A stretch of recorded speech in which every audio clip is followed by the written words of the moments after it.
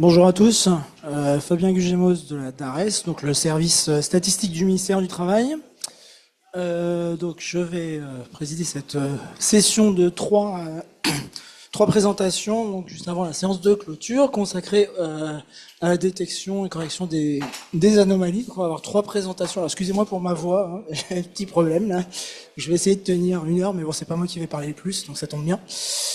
Donc on va avoir une présentation. Bon, on va commencer tout de suite pour pas perdre de temps parce que le timing est compté avec une première présentation de la DARES d'une collègue de la sous-direction emploi marché du travail, Clotilde Niedge, sur le redressement des heures travaillées dans une source administrative qui est très importante pour les statistiques du marché du travail en France, la DSN.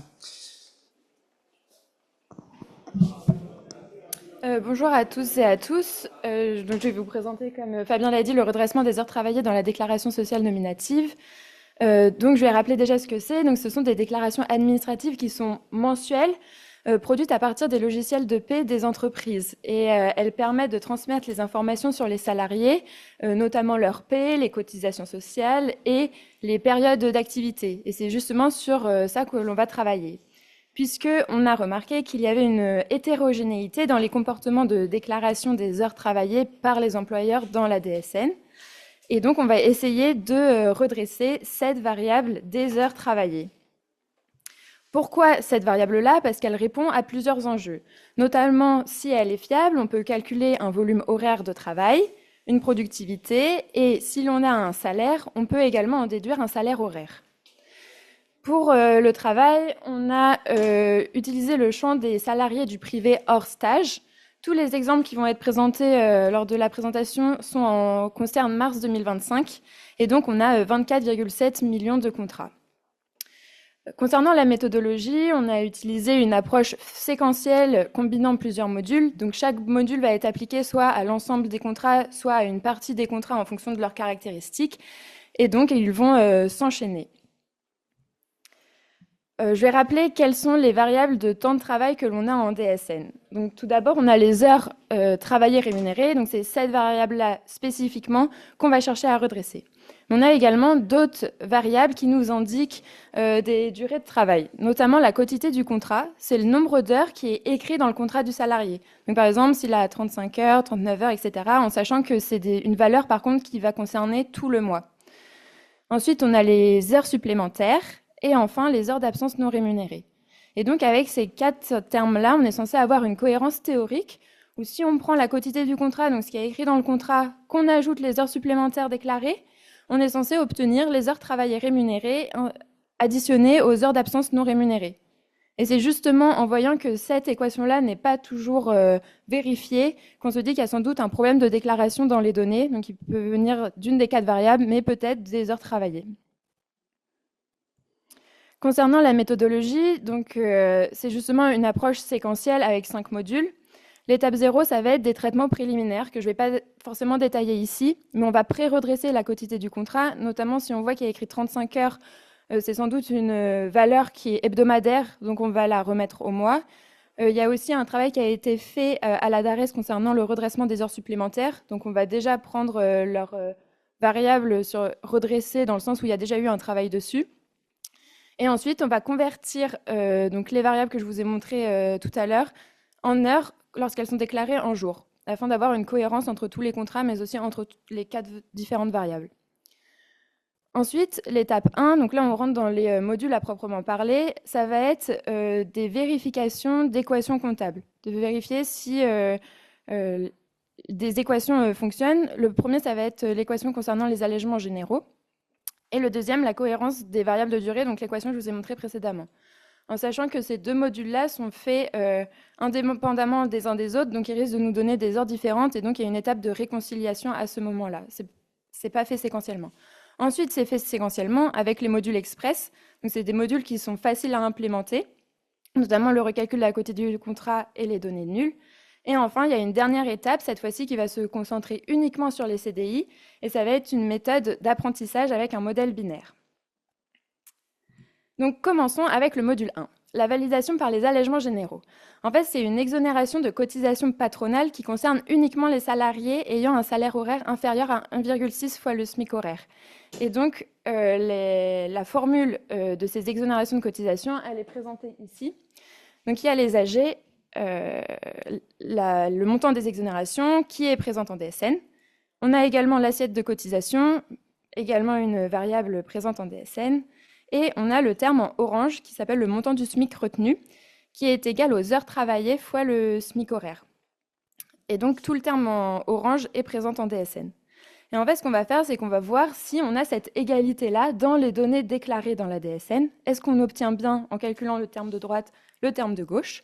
Et si on retombe sur cette égalité-là, on se dit que toutes les variables déclarées sont bonnes, notamment le terme en orange, et donc, en divisant par le SMIC horaire, on obtient des heures travaillées. En sachant que AG donné et assiette de cotisation donnée, il n'existe qu'une seule valeur d'heures travaillées possible. Sur ce calcul d'allègements généraux, il y a des exceptions qu'on a réussi à prendre en compte, comme les intérimaires ou les salariés avec une caisse de congés payés.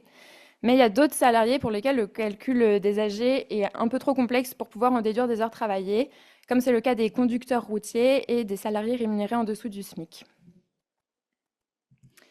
Ensuite, le module 2, donc pareil, ça va être une cohérence d'une équation comptable, notamment celle avec les variables de temps de travail que je vous ai présentées tout à l'heure, où lorsqu'on ajoute les heures supplémentaires à la quotité de contrat, on est censé avoir les heures travaillées plus les heures d'absence. Et donc, une fois qu'on a cette égalité-là dans nos données présentes en DSN, on peut directement dire que les heures travaillées déclarées sont les bonnes. En sachant qu'il y a différentes versions de cette équation du temps de travail. Notamment, la quotité contrat, en général, elle est déclarée pour tout le mois. Sauf que si le salarié il arrive au milieu du mois ou au cours du mois ou finit au cours du mois, on n'aura pas la quotité contrat qui est vraiment spécifique à ce morceau de mois vraiment travaillé. Donc, il faut proratiser cette quotité du contrat. Ensuite, la deuxième variante, ça correspond à la correction des jours ouvrés. Parce que la quotité contrat, en fait, elle est écrite au début du contrat et elle doit être la même tous les mois. Et donc, elle va être corrigée des jours ouvrés.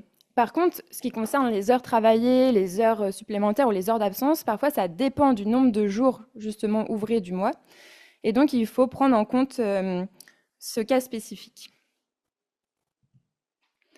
Donc, comme je vous l'ai dit, on a deux modules qui se font indépendamment l'un de l'autre, qui nous donnent des heures travaillées. Donc, sur nos 24,7 millions de contrats, on a à peu près 70% qu'on arrive à valider à l'aide du module de cohérence du temps de travail et environ 40% grâce à l'équation des allègements généraux. Et donc, pour 8,2 millions de contrats, on a à la fois le module 1 et le module 2 qui nous permet d'avoir des heures travaillées.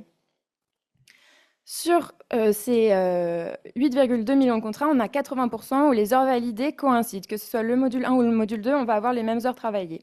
Par contre, il y a 1,6 million de contrats pour lesquels on a des heures validées via les allègements généraux qui vont être différents de ceux issus de la cohérence du temps de travail. Donc là, il faut arbitrer pour savoir lesquels on garde en fonction du nombre de contrats par salarié, mais aussi de quelle est la valeur la plus élevée entre les heures des AG et les heures des équations. De la cohérence du temps de travail. À ce stade-là, que nous apportent les méthodes? Donc, il y a 85% des contrats qui peuvent être validés à l'aide de ces deux méthodes. 46% avec la cohérence du temps de travail et 39% avec l'utilisation des allègements généraux. En sachant que lorsque l'on valide, parfois on valide exactement la donnée qui est déjà déclaré dans la DSN, donc 42% avec la cohérence du temps de travail et 27% avec les AG, mais parfois on a besoin de redresser. En fait, c'est une nouvelle valeur que l'on va imputer aux heures travaillées. Donc 4% avec la cohérence du temps de travail, c'est essentiellement dû à de la correction de jours ouvrés, et ensuite 12% grâce aux AG. Ensuite, donc on avait nos 15% en rouge qui nous restent à identifier ou en tout cas à fiabiliser des heures travaillées. C'est là où vient nos modules express, dans le sens où ils sont très faciles à implémenter. Il y a le recalcul de la quotité contrat, où le principe, c'est, on est encore sur l'équation de cohérence du temps de travail. On va prendre les heures travaillées déclarées, on ajoute les heures d'absence, on enlève les heures supplémentaires, et on est censé retomber sur la quotité contrat. Donc là, ça nous donne un chiffre, et on se dit que si cette valeur-là, c'est l'équivalent d'un 35 heures, d'un 39 heures, ou d'un 37h30, ou un temps partiel à 60%, alors ça semble très crédible que nos 3 valeurs sont bonnes, et qu'en fait, c'était la quotité contrat qui était déclarée, qui était sans doute fausse. Et effectivement, parfois, elle est à 0, ou il y a une erreur entre les 35 heures ou les 39 heures. Et donc, ça nous permet d'avoir des heures travaillées fiabilisées. Donc ça concerne un peu moins de 1% de contrats en mars 2025. Ensuite, il y a le module 4 concernant les données nulles. Donc, c'est les mêmes termes de notre équation avec les temps de travail. Et c'est quand on n'a aucun membre de l'équation qui est positif, eh bien, on va imputer 0 heure travaillée parce qu'on n'a même pas de quotité de contrat, donc même pas d'heures écrites dans le contrat. Et on ne peut pas essayer d'imputer des heures travaillées positives à ces contrats. Et il concerne 0,6% des contrats en mars 2025. Donc ces modules-là sont express, mais le problème, c'est qu'ils concernent très peu de contrats. Donc on a encore plus de 13% de contrats où on n'a toujours pas d'heures fiabilisées. Et donc il faut trouver une autre méthode sur ces contrats, enfin un autre module à appliquer. En sachant que sur les contrats restants, il y a essentiellement des CDI. C'est des contrats plutôt stables et on s'est concentré sur ces contrats-là pour essayer de leur imputer, de retrouver leurs vraies heures travaillées. Donc pour cela, on utilise un modèle de prédiction, mais on ne va pas directement prédire les heures travaillées. On va créer une autre variable cible qui va être une variable binaire qui va valoir 1 si les heures travaillées valent 151,67 et 0 sinon. La valeur de 151,67, c'est la valeur standard pour un mois d'une personne à 35 heures en temps plein sans heures supplémentaires et ni absence. Pourquoi on choisit plutôt cette variable-là? C'est parce que parmi les contrats validés avec les modules précédents, on trouve 44% de CDI qui ont justement une valeur d'heures travaillées validée à 151,67. Et si on veut faire un modèle continu, eh bien, on ne retombera jamais sur cette valeur exactement. Donc, c'est plus pertinent d'abord créer une variable cible binaire. Ensuite, une fois qu'on connaît notre variable cible, il faut savoir sur quelles données on va apprendre le modèle. Donc, on a nos CDI où on a des heures fiabilisées. Donc, on va prendre ces CDI-là pour apprendre dessus en sachant qu'on va faire mois par mois. On prend les CDI du mois en question pour capter les effets de saisonnalité. Mais il y a un grand point de vigilance parce que la population sur laquelle on va apprendre la valeur des heures travaillées, c'est des contrats sur lesquels il y a des équations comptables qui sont vérifiées, alors que par définition, dans nos CDI restants, donc sur la population sur laquelle on va appliquer le modèle, c'est justement des contrats sur lesquels la cohérence du temps de travail n'est pas fiable. Donc, il faut réaliser un échantillon d'apprentissage qui se rapproche le plus des données d'application. Pour cela, on a fait une stratification sur des variables qui nous semblaient importantes, où il y avait des grosses différences entre les populations d'entraînement et d'application, comme la présence d'une rémunération positive, une quotité contrat proche de 151,67, la taille de l'entreprise et s'il y a de l'absence. Donc maintenant qu'on sait sur quelles données apprendre, il faut trouver le modèle. Donc on a pris un modèle d'arbre qui est une variante du gradient boosting qui s'appelle le LightGBM. En général, c'est le XGBoost qui est le plus répandu. Donc c'est exactement les mêmes performances prédictives qu'un XGBoost en termes de performance, mais par contre, ça va beaucoup plus vite. Et donc, on va tester ce modèle, voir s'il fonctionne bien sur un échantillon test. En sachant que nous, ce qu'on veut minimiser, c'est le nombre de faux positifs parce qu'on n'a pas envie d'imputer 151,67 à un contrat où, en fait, ce n'étaient pas les vraies heures. Et donc là, on peut voir que sur l'échantillon de test, on a moins d'1% de faux positifs. Donc le modèle prédit plutôt bien, voire très bien. Mais par contre, c'est que pour pouvoir tester le modèle, il faut une vraie valeur. Donc en fait, on a encore pris comme échantillon de test des contrats sur lesquels on avait validé via les méthodes précédentes, donc où il y avait une cohérence soit de temps de travail, soit d'AG, etc. Donc cette bonne prédiction est à prendre avec des pincettes lorsqu'on va appliquer le modèle sur les CDI restants. Lorsqu'on applique d'ailleurs ce modèle sur les CDI restants, on a 32,4% des CDI qui n'étaient pas encore validés, auxquels on va imputer 151,67 €. Donc ce pourcentage est beaucoup plus faible que les 40% initiales, mais c'est assez logique étant donné que c'est des CDI qui ne respectent pas les équations comptables. Et donc ça nous permet de valider 1,7% des contrats en mars 2025. Donc le bilan. Concernant la méthodologie, on a utilisé une approche séquentielle de 5 modules. Donc il y a les équations comptables, allègements généraux et cohérence de l'équation avec les variables d'heures qui nous permettent de valider respectivement 39% et 46% des contrats. Ensuite, on a des modules express qui nous permettent de valider un peu moins de 2% des contrats. Puis, justement, le dernier modèle, binaire par imputation, on impute forcément 151h67 à certains CDI, qui représentent moins de 2%. Et donc, on a 12% de contrats pour lesquels on n'a pas encore réussi à fiabiliser des heures travaillées.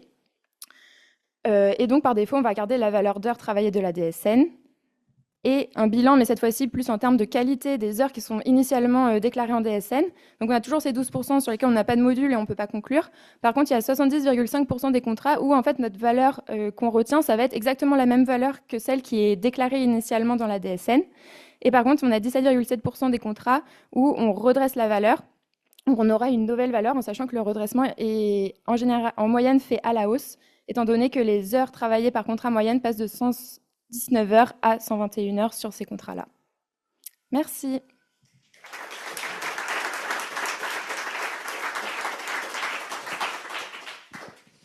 Merci Clotilde. Donc maintenant nous avons une deuxième présentation de la part de nos collègues de Médianémétrie qui ont une longue tradition de présentation au JMS. Et donc vous êtes plusieurs co-auteurs, mais donc c'est Diane qui présente, c'est ça?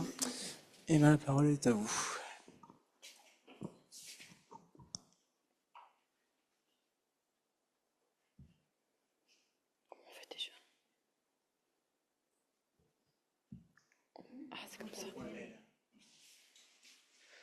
Bonjour, alors moi je vais vous présenter la détection des répondants suspects dans une enquête en ligne. De base, c'était un travail qui a été mené par un stagiaire qu'on a repris et continué. Donc d'abord, je vais vous présenter le contexte, ensuite nos approches, pourquoi on les a combinées et quelles sont leurs limites. Ensuite, je vais présenter les résultats et donner quelques conclusions et perspectives. Donc le contexte, d'abord on est dans une enquête barométrique qui vise à mesurer la possession d'équipements numériques par les ménages et c'est utilisé pour produire des mesures d'audience représentatives pour énormément de domaines, notamment la consommation d'Internet et de télévision. Donc elle a lieu en 2 étapes. La première étape, c'est un recrutement intégralement par téléphone. Ensuite, c'est pour ceux qui acceptent de continuer l'expérience, on leur envoie un guide d'accompagnement qui décrit tous les équipements avec des visuels, etc. Et l'étape 2, ils vont répondre à un questionnaire, soit par Internet, donc en Kawi, soit avec un enquêteur, donc en Kati. On doit faire, cette enquête, elle a lieu tous les semestres, et par semestre, on doit faire 10 000 réponses. Donc sur ces 10 000 réponses, il y en a environ 80 qui sont faites via Kawi, donc via Internet, et 20% avec un enquêteur. Et donc nous, notre champ, ça va être les 8 000 à 8 500 selon les semestres réponses qui vont être données via Internet. Notre questionnaire, il est très long, enfin il est assez long, il peut varier de 35 jusqu'à 150 questions, avec une durée médiane de 11 minutes et 34 secondes pour les Kawi. Et il se sépare en 7 modules. Il y a le module console de jeu, donc console de jeu portable, console de jeu vidéo.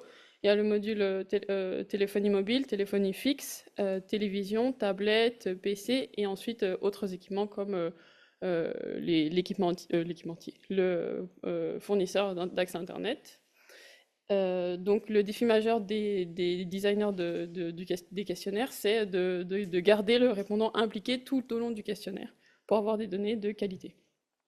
Donc nous, notre objectif ici, ça va être d'isoler les répondants qui remplissent le questionnaire d'une manière négligente. Et on va définir un négligent comme on peut le faire dans la littérature, on va inclure les speeders, donc ceux qui vont répondre le plus vite possible. On va inclure les straightliners, donc ceux qui vont répondre par exemple tout le temps la réponse A ou tout le temps la réponse B. Mais aussi ceux qui vont consciemment donner une réponse qui savent n'être pas la bonne. Par exemple, ils vont dire qu'ils ont 2 télés alors qu'ils en ont 3, par exemple. Mais aussi, on va inclure plus largement, on va être plus large, on va aussi inclure ceux qui vont, par exemple, manquer de concentration, qui vont pas comprendre une question, ou alors qui vont se désintéresser du questionnaire au fur et à mesure. Et actuellement, en production, donc cette enquête, elle est en production, on n'a aucun contrôle de qualité via modélisation, on a seulement des contrôles de qualité avec des vérifications de cohérence qui sont manuelles et qui ont été mis en place au fur et à mesure de l'expérience qui a été glanée. Alors nos approches, on a utilisé deux approches distinctes. Et nos répondants qu'on va considérer comme négligents, ça va être tous les répondants qui auront été détectés par l'une ou l'autre des approches.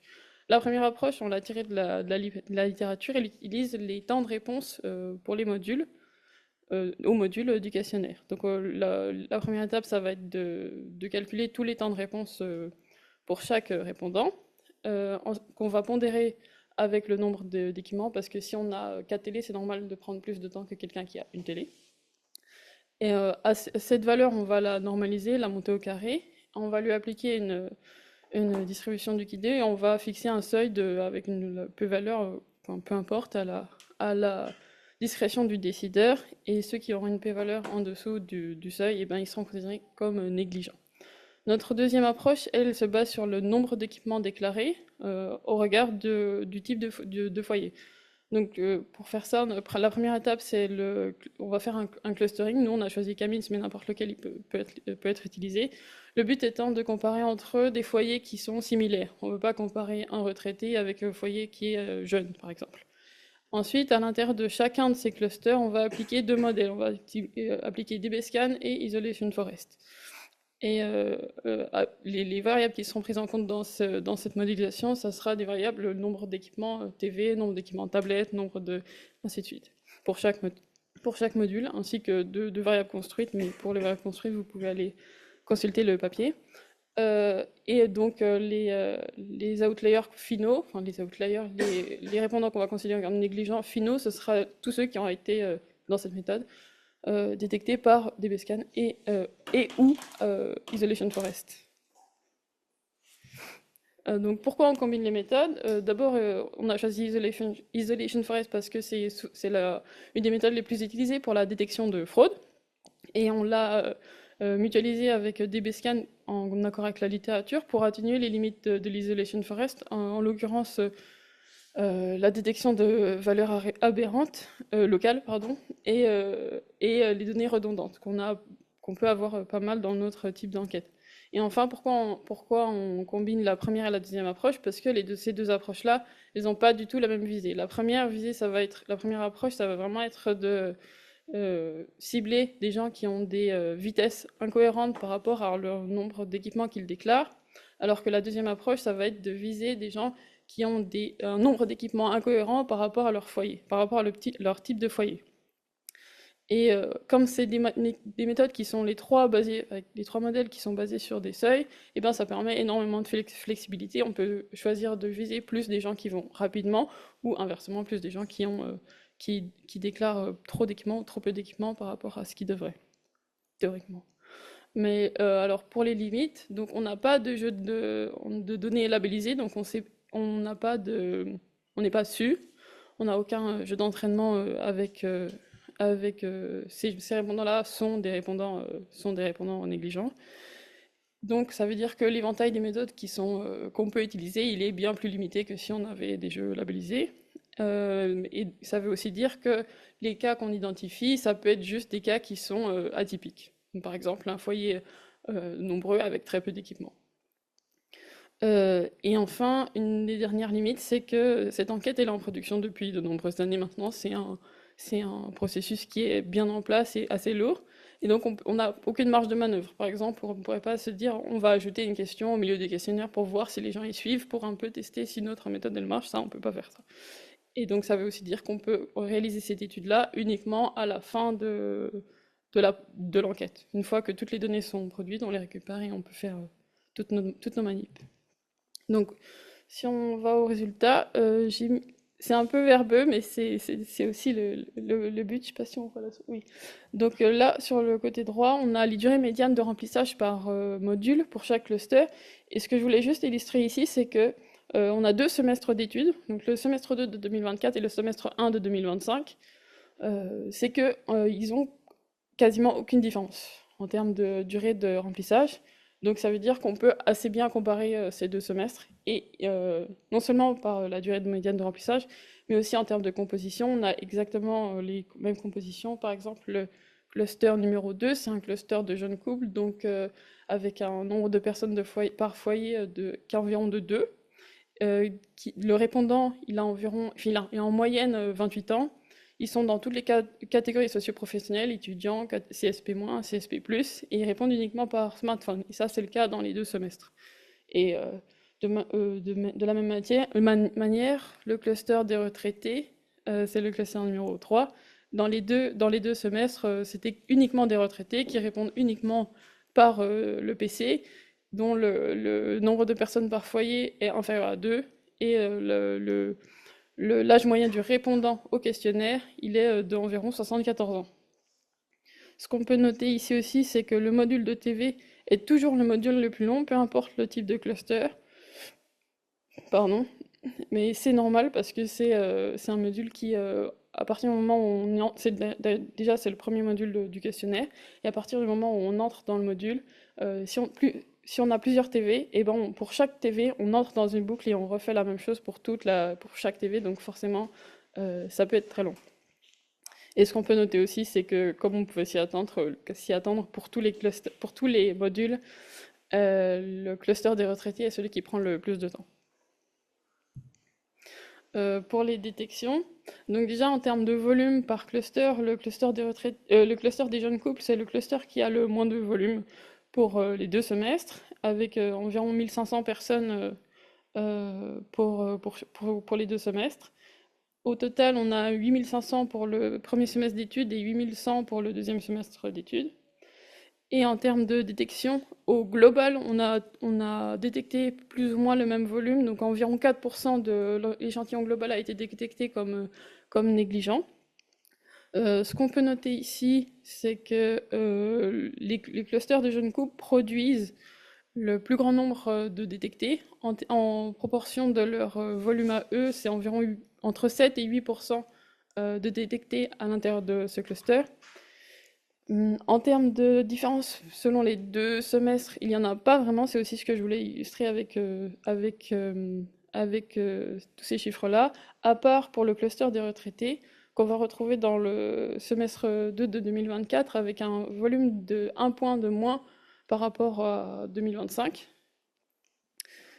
Et je voulais aussi... Non, c'est bon, ça je l'ai déjà dit. Donc si on se penche un peu plus sur les populations détectées, sur la droite, on a les temps médians de remplissage par module. Donc on voit en haut, on a le semestre 2 de 2024 et en bas, on a le semestre 1 de 2025. Donc on voit assez bien que, en vert, c'est les non détectés pour les 2 semestres. On voit assez bien que les non détectés prennent beaucoup plus de temps pour le module TV surtout. Comme je vous ai dit, c'est le module le plus long du questionnaire. Et également pour tous les modules, mais parfois ça c'est pas particulièrement marqué. Donc par exemple le module tablette, mais qui est un module très court. Voilà ce que je voulais dire pour ces choses. On a les mêmes comportements pour les deux semestres, même si c'est un peu moins marqué pour le semestre 1 de 2025, qui s'explique par le fait qu'on retrouve plus de retraités parmi les détectés, puisque c'est eux qui prennent le plus de temps. Et dans l'âge moyen des répondants, on a que pour le semestre 2 de 2024, les répondants détectés ont été de 10 ans plus jeunes par rapport aux non détectés, et environ 7 ans plus jeunes pour le semestre 1 de 2025. Et en termes de personnes de référence du foyer, donc qui n'est pas forcément le répondant, on a environ 20 points de plus de personnes de référence de moins de 35 ans parmi les détectés pour le semestre 2 de 2024, et ça se compense quasiment intégralement sur la tranche d'âge des 50 et plus. Et pour le semestre 1 de 2025, c'est un peu moins marqué, mais on a quand même environ 13 points d'écart entre les détectés et les non détectés pour la tranche des moins de 35, qui se compense encore une fois sur la tranche des 50 plus. Et si on se concentre sur les variables utilisées pour les modèles de machine learning, donc le nombre d'équipements, on a que les non détectés ont toujours en moyenne, là c'est des moyennes, plus d'équipements sur chaque module. Voilà, donc pour conclure, on a utilisé 3 méthodes distinctes pour détecter des répondants négligents. Au total, on a 654 répondants négligents sur 2 semestres, donc environ 16 500 répondants au total. Et le profil de la population détectée correspond à ce qu'on aurait attendu, c'est-à-dire des jeunes personnes de répondance, des références, qui sont plus jeunes par rapport aux non détectés, et des répondants à l'enquête qui sont plus jeunes parmi les détectés, et aussi des ménages parmi les détectés qui comprennent des utilisateurs de smartphones possédant plusieurs téléphones mobiles, alors que parmi les non détectés, il y a environ un mobile par personne. En termes de perspective, là, ce qu'on veut faire maintenant, c'est d'adapter la méthode pour qu'on puisse l'utiliser très vite. Donc, dès qu'il y a une nouvelle vague, dès qu'il y a un nouveau semestre et dès qu'on a les données, vraiment appuyer sur un bouton et sortir les résultats. Ensuite, ce serait d'utiliser le volume de la population détectée ainsi que leur profil comme un indicateur pour les futures évolutions du questionnaire. Donc, par exemple, entre le semestre 2 de 2024 et le semestre 1 de 2025, on a une évolution sur le module du mobile. Et notre conclusion, on a pu appuyer le fait que cette évolution était nécessaire et bien parce que dans les détectés, on a beaucoup moins, par exemple, de personnes qui répondent sur le mobile. Ou qui ont une valeur de sous-déclaration de mobile parmi les détectés. Ça, j'en parle avec plus de détails dans le papier. Et aussi, là, ça, ce qu'on voudrait faire après, c'est évaluer l'impact de la suppression de ces répondants détectés sur les résultats qu'on va produire directement de l'enquête. Et enfin, à plus long terme, ça pourrait devenir la composante d'un indicateur de qualité des données de l'enquête plus large. Ça pourrait être juste un morceau d'une brique. Donc voici pour les références qu'on a utilisées et merci de votre attention.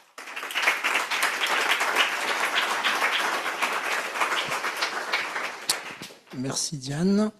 Et ben, on va enchaîner avec la dernière présentation, Stéphanie Boneschi, je ne sais pas comment on prononce, Boneschi. Donc, collègue du service statistique des douanes sur les données du commerce extérieur et comment anticiper les révisions dans le calcul des statistiques publiées. Exactement. Merci de m'avoir présenté. Donc, je ne me représente pas. Donc, j'appartiens effectivement au département des statistiques et des études du commerce extérieur. Et je vais vous parler de la méthode qui nous permet d'anticiper les révisions dans les chiffres du commerce extérieur. Alors, la présentation va se dérouler en 3 temps. Je vais d'abord vous donner quelques éléments de contexte, puis je vous présenterai la méthode qui est en place actuellement et les propositions d'évolution de cette méthode.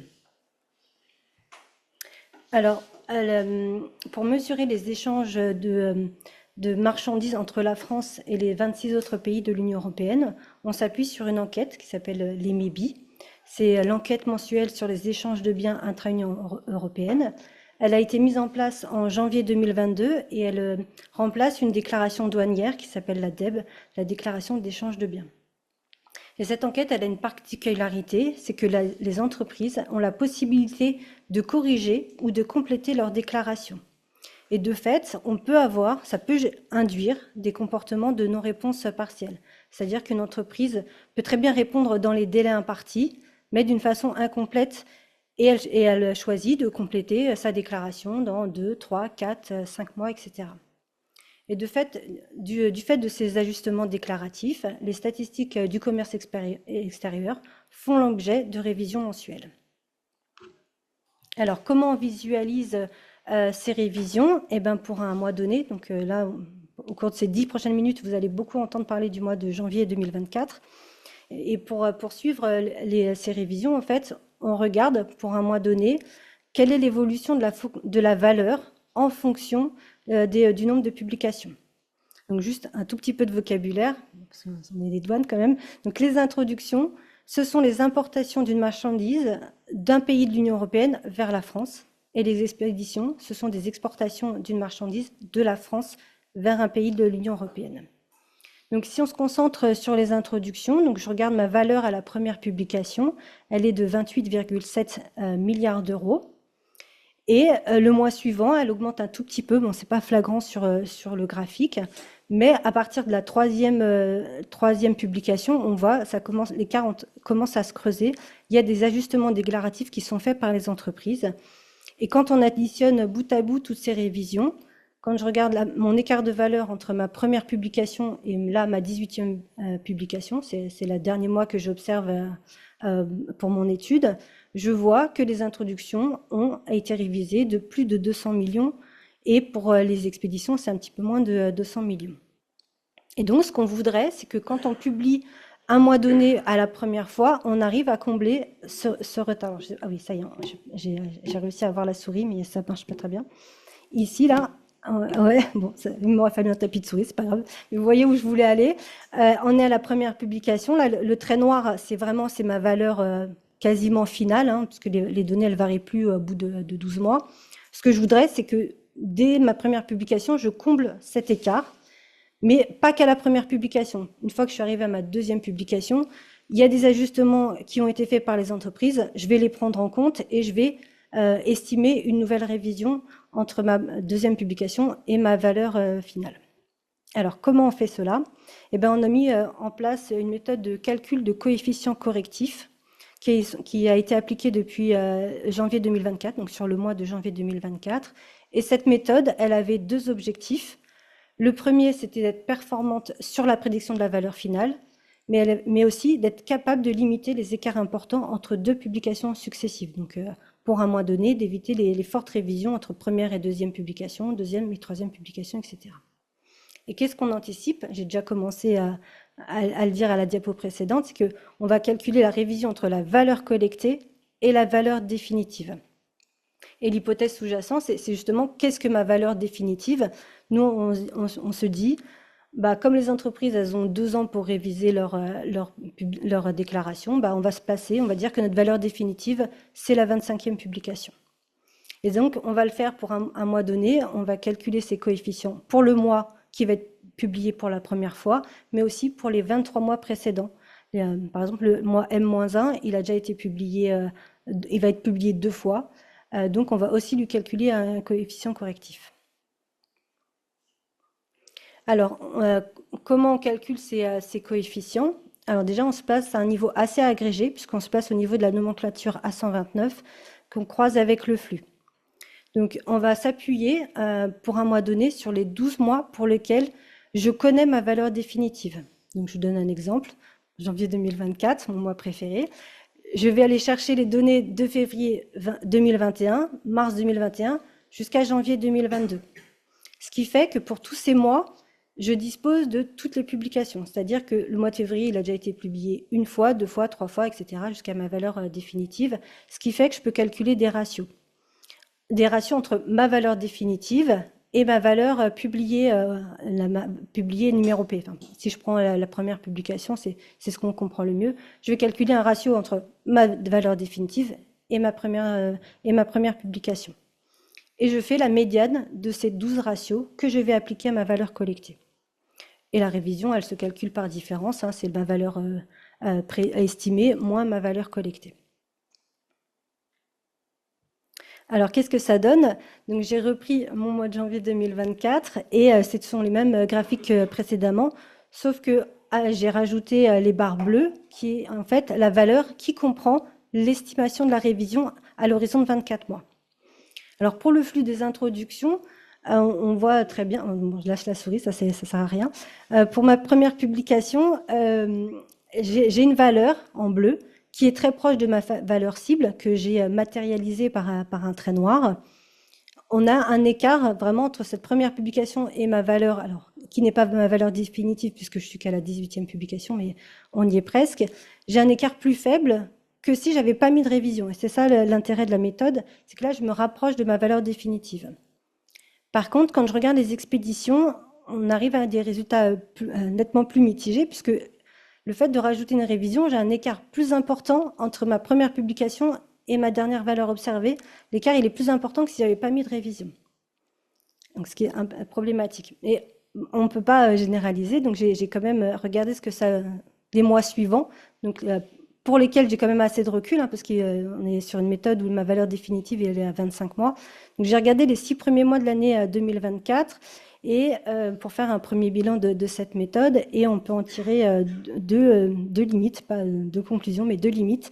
C'est que la surestimation que j'ai observée pour le mois de janvier 2024, en fait, elle est généralisée, en fait. C'est-à-dire que pour tous les mois observés, de janvier 2024 à juin 2024, je vais surestimer ma valeur cible. Dans le cas des introductions, cette surestimation, elle reste toujours inférieure à la sous-estimation que j'aurais avec ma valeur sans estimation. Donc vous me suivez, quand j'estime pas de révision, j'ai ma valeur à la première publication, elle est toujours plus faible que ma valeur observée en juin 2025. Donc pour les introductions, cette surestimation, elle reste plus faible que ma sous-estimation. Par contre, pour les expéditions, pour mes 6 mois pour lesquels j'ai évalué la méthode, la surestimation, elle est plus importante que la sous-estimation lorsque je n'ai pas d'estimation de la révision. Donc ça, c'est ma grande limite de la méthode.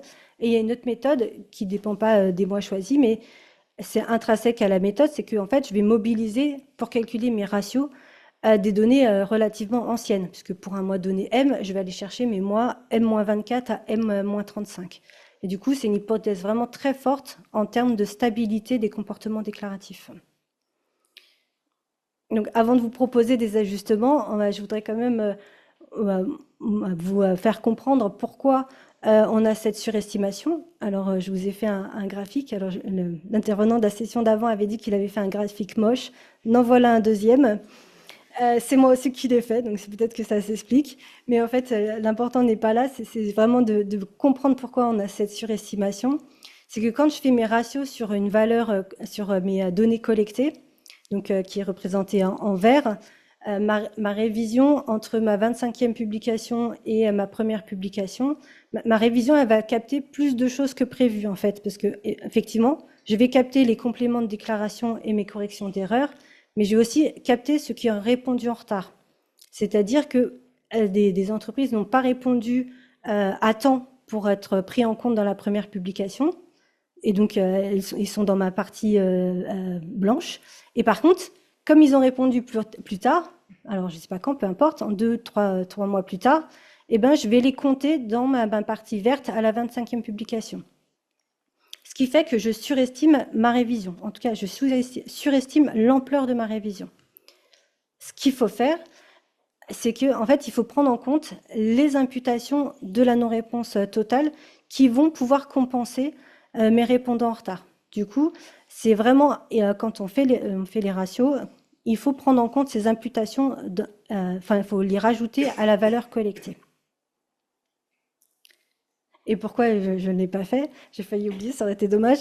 En fait, quand on a mis en place la méthode en janvier 2024, donc je vous rappelez, hein, j'ai mobilisé février 2021 jusqu'à janvier 2022, et il se trouve que les imputations, elles ont été mises en place qu'à partir de l'introduction des MEBI, soit en janvier 2022. Donc du coup, ce n'était pas possible de prendre en compte les imputations. Donc, au vu de ce qu'on a pu observer, on va ajuster la méthode. Alors, la première chose qu'on va faire, c'est qu'on va réduire l'horizon de l'estimation de la révision. On va plus placer un horizon à 24 mois, mais à 12 mois. Et c'est possible parce qu'en fait, vous les avez vus sur les graphiques, à partir de la 10e, voire 12e publication, en fait, les données, elles sont quasiment stabilisées. Et on va pouvoir prendre en compte les imputations parce qu'on a le recul nécessaire, suffisant. Donc, rapidement, parce qu'il me reste 5 minutes, mais qu'est-ce que donne cette méthode? Donc, j'ai repris mon mois de janvier 2024 et on peut constater plusieurs choses. Bon, c'est que entre ma première publication et ma valeur cible, qui est cette fois la 13e publication, on est vraiment très très proche quand on estime la valeur, quand on estime la révision à 12 mois. On n'a plus la surestimation, la barre bleue, elle ne dépasse plus la barre noire. Et c'est vrai dans les deux cas, dans mes deux flux, pour les introductions et pour mes expéditions. Juste les courbes bleues et violettes, en fait, c'est pour matérialiser que la méthode, elle remplit bien son deuxième objectif, c'est-à-dire de minimiser les variations mensuelles entre deux publications. Donc, quand j'estime ma révision, j'ai mes variations mensuelles qui sont toujours plus faibles que quand je n'estime pas la révision. Donc là, c'est vrai pour un mois donné, ça, la méthode, elle marche impec, nickel. Par contre, je suis à un niveau très agrégé, je suis quand même au niveau flux, introduction, expédition, et je suis pour un mois donné. Donc il faut que je regarde plusieurs critères, notamment, est-ce qu'on a toujours ces mêmes résultats pour les mois suivants? donc toujours sur janvier à juin 2024. Et il faut aussi que je regarde qu'est-ce que ça donne à un niveau moins agrégé au niveau produit. Allons-y gaiement. Donc là, je vous présente un indicateur d'évaluation de la méthode, mais en fait, dans l'article que j'ai rédigé, il y a plus d'indicateurs. Là, c'est vraiment une vue partielle de l'évaluation, mais je vous présente celui-ci. C'est le taux d'erreur global. Donc, X chapeau, c'est la prédiction pour un produit, un mois et un flux donné. Et XI, c'est ma valeur observée 13 mois plus tard. Donc, le taux d'erreur global, hein, c'est la somme par produit de ma valeur estimée, moins la somme par produit de ma valeur observée 13 mois plus tard, divisée par la valeur observée à 13 mois plus tard. Et ce qu'on constate, c'est que pour les introductions, le taux d'erreur global est systématiquement plus faible quand on a estimé la révision que sans. Ce qui veut dire qu'en fait, ma qualité de prédiction, elle est meilleure avec estimation de la révision. Pour les expéditions, on n'est pas trop mal, on fait un peu moins bien, mais la méthode avec estimation reste meilleure que sans estimation de la révision pour 4 mois sur 6. Donc on peut dire que les résultats sont satisfaisants, et notamment quand on regarde le mois de janvier, là on a vraiment réussi à redescendre la valeur de la prédiction. Très rapidement, je vous ai dit qu'il fallait aussi regarder qu'est-ce qui se passait à un niveau moins agrégé. En fait, on regarde toujours le taux d'erreur global, mais cette fois, on se situe au niveau produit. Donc, c'est juste l'écart de prédiction rapporté à la valeur observée 13 mois plus tard. Et on regarde la part des produits pour lesquels, en fait, le taux d'erreur global est plus faible avec estimation de la révision que sans. Et quand on regarde en moyenne sur les mois, j'ai 70% de mes produits qui ont un taux d'erreur global plus faible avec estimation que sans. Ce qui veut dire que la méthode donne de meilleurs résultats avec estimation de la révision que sans. Pour les expéditions, on est un petit peu plus faible, mais ça reste satisfaisant. Pour le mois de juin 2024, on a moins de 50%. C'est déjà moins satisfaisant. Et ce qu'on remarque dans ce tableau, hein, très, très simple, c'est que cette proportion, elle varie selon les mois, ce qui veut dire que pour un produit donné, il peut marcher un mois, mais pas forcément sur l'autre, sur un autre mois. Du coup, on s'est posé la question, est-ce qu'on pourrait appliquer les coefficients que sur un sous-ensemble de produits? C'est des pistes que j'ai exploitées dans l'article, mais que je ne vais pas détailler, parce qu'il me reste, c'est maintenant l'heure de conclure. Donc, en conclusion, ce qui va être fait, c'est que vraiment, on va changer la méthode, on va appliquer la méthode de calcul des révisions, de la révision. Oula, ça fait beaucoup de mots. On va calculer j'y arrive plus. On va estimer la révision à 12 mois avec prise en compte des imputations, ça c'est sûr, on va le faire. Par contre, est-ce qu'on va l'appliquer à un sous-ensemble? C'est pas sûr, parce que les gains au niveau agrégé, ils vont être très faibles, puisque la méthode est déjà efficace au niveau agrégé. Est-ce que ça me pose beaucoup de questions. Quand est-ce qu'on va mettre à jour cette liste? Est-ce que les gains seront vraiment supérieurs au coût de mettre en place cette méthode? Donc ça fait beaucoup de questions et on n'a pas encore vraiment tranché. Et je vous remercie pour votre attention.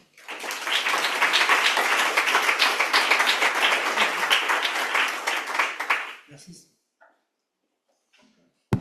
Merci Stéphanie. Écoutez, je vous propose qu'on passe tout de suite à la séance de questions. Alors, peut-être des questions en ligne déjà? Eh bien, alors je vous en prie, allez-y. On a 2 questions dans le chat Zoom pour notre première intervenante, Clotilde Nietsch. D'abord, une question de Fabien Tout-le-Monde, de l'INSEE. Il demande si on est d'accord que vous traitez uniquement des heures rémunérées et non des heures travaillées, au sens de l'enquête emploi, par exemple. Et le cas échéant, est-ce que vous pourriez faire évoluer votre vocabulaire dans la version finale du papier pour rester en adéquation avec les terminologies classiques des travaux de la statistique publique? Et je poserai la seconde question peut-être dans la foulée ou on fait un ping-pong? Dans la foulée, alors. L'autre question de Monsieur Junio. Est-ce que la DARES envisage à terme un travail de comparaison entre les redressements faits mois par mois sur une année civile avec cette méthode et ce que fait l'INSEE sur la même source dans le cadre de la construction de la base tout salarié?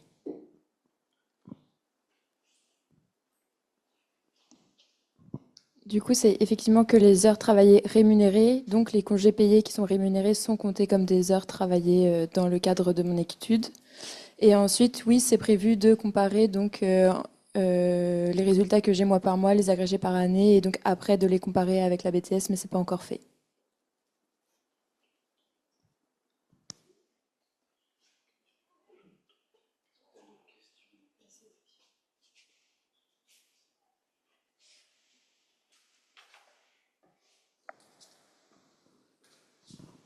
Merci. C'est une question pour Diane. Deux questions en fait. La première, c'est j'ai pas compris comment vous teniez compte de la vitesse de connexion au moment de la réponse enfin, au moment où les gens répondent à l'enquête. Donc, comme le temps passé à répondre, ça a l'air d'être une variable assez importante pour vous. Voilà, comment vous tenez compte de la vitesse de connexion.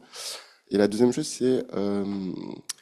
c'est quoi un répondant malveillant par rapport aux autres? T'as un peu parlé des autres, mais c'est quoi un malveillant?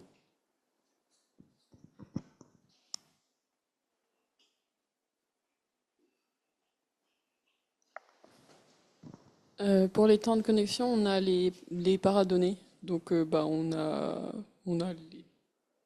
on a les heures, on a les temps vraiment horodatés à quand est-ce que la personne elle a commencé à répondre à à tel module. On peut vraiment, à partir de telle question, donc on a toutes les données, tous les temps.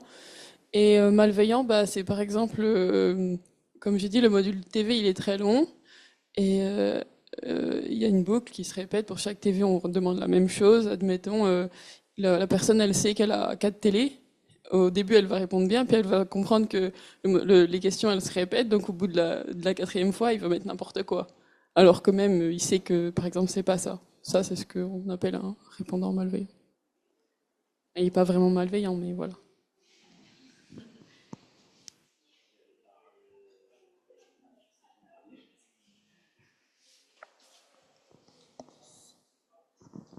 Nicolas Palliot, Dresse. J'avais une question pour la première présentation.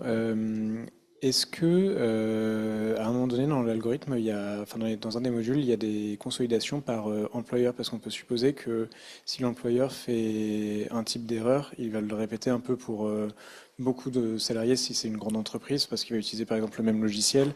Et donc, typiquement, est-ce qu'à la fin du module 5, qui est un module d'apprentissage, est-ce qu'il y a une vérification qui est faite pour vous dire, bah, si j'ai 9 personnes qui sont traitées dans une entreprise d'une manière, on peut supposer que la 10e qui n'a pas été traitée de la même manière, bah, c'est peut-être une erreur de l'algorithme. Alors, ça n'a pas été fait exactement comme ça, mais c'est vrai que ça peut être intéressant de le faire. En tout cas, dans le modèle d'apprentissage sur les CDI, on a mis la variable logiciel de paix, donc avec les 10 plus gros éditeurs, et ensuite une catégorie autre et une catégorie logiciel maison. Donc, c'est pris en compte uniquement à cette étape-là. Mais ensuite, sur les restants, on n'a pas fait. On pourrait étudier que bah, sur tel logiciel, il se passe ça, et donc on pourrait faire de l'imputation sur les contrats restants.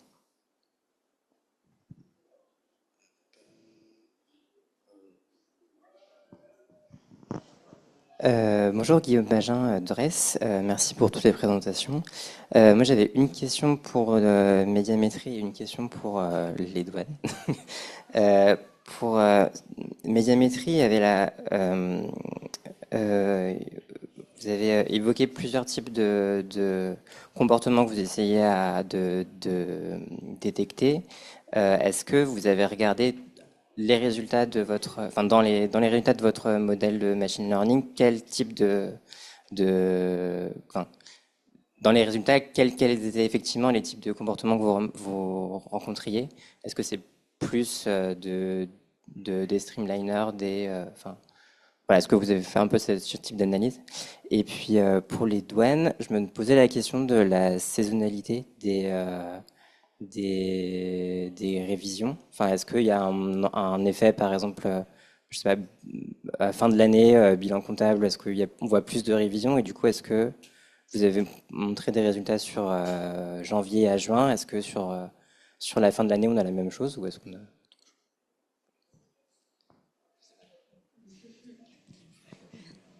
Je vais répondre tout de suite. Oui, sur les révisions, on a vraiment un effet saisonnier qui n'a pas été pris en compte, hein. C'est une limite de la méthode. J'en ai pas parlé, j'aurais pu. Mais oui, faudrait qu'on regarde. Là, on a été coincé parce que on n'a pas le recul nécessaire en fait. Il nous manque on est un petit peu court dans le bilan en fait. Il faudrait qu'on continue, qu'on attende un petit peu pour vraiment aller jusqu'au bout de l'analyse. Ça, c'est évident. Ouais. Mais c'est sûr, décembre, c'est un mois charnière.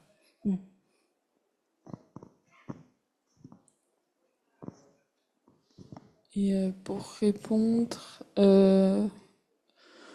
oui et non. Donc en gros, on a plusieurs types de variables. Par exemple, le nombre de relances. Quand quelqu'un il commence son questionnaire sur son téléphone, il peut le mettre sur pause, entre guillemets, et reprendre plus tard, ou pas reprendre, et on va nous, médiamétrie, envoyer, s'il vous plaît, finissez votre questionnaire.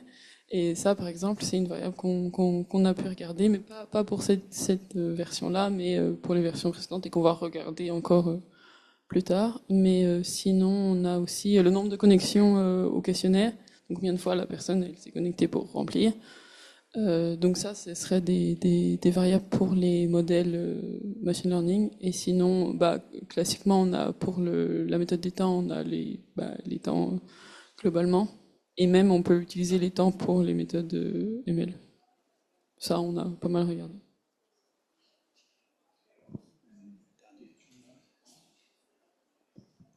Juste une petite question pour le SSM commerce extérieur sur l'estimation du bêta, sur la modélisation. J'ai pas bien compris quelle est la modélisation que tu utilises parce qu'il peut y avoir des questions de spécification justement.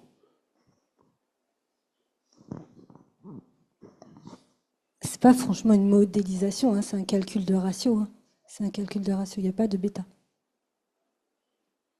Bon, faut que je recommence, je crois que vous n'avez pas compris. Je refais une représentation si vous voulez. Ah bon? Il y a une dernière question là-bas, donc on va être obligé d'arrêter, je crois.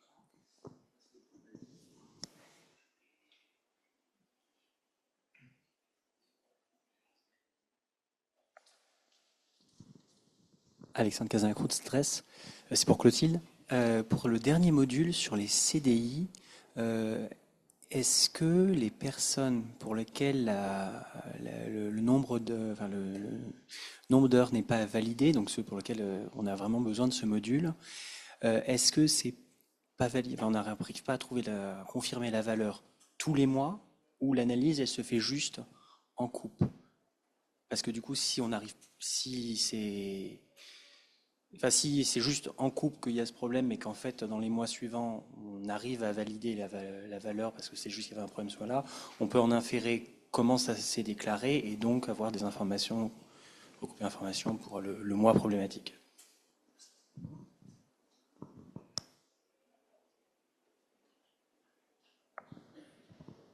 Pour l'instant, c'est en coupe. On n'utilise pas les mois précédents pour essayer d'inférer sur le mois en cours. On reste tout le temps sur le mois en cours. Mais c'est vrai que ça peut être intéressant de voir s'il y a juste un mois qui est pas bon, de voir ce qui s'est passé avant.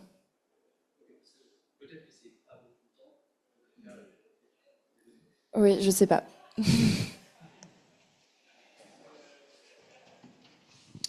Écoutez, merci beaucoup. On a tenu les horaires, donc je remercie beaucoup les intervenants. Merci à Clotilde Niedge, Diane Maillot-Chofo et puis Stéphanie Bonechy pour ces 3 présentations stimulantes avec toutes ces questions. Et donc on va s'arrêter là. Et j'ai juste une dernière chose à vous dire, c'est que nous sommes attendus donc dans 5 minutes, puisque nous avons commencé avec 10 minutes de retard. Mais donc nous terminons avec 10 minutes de retard. Donc nous avons 5 minutes pour aller dans l'auditorium. Et si on n'y est pas, on va se faire taper sur les doigts. Merci.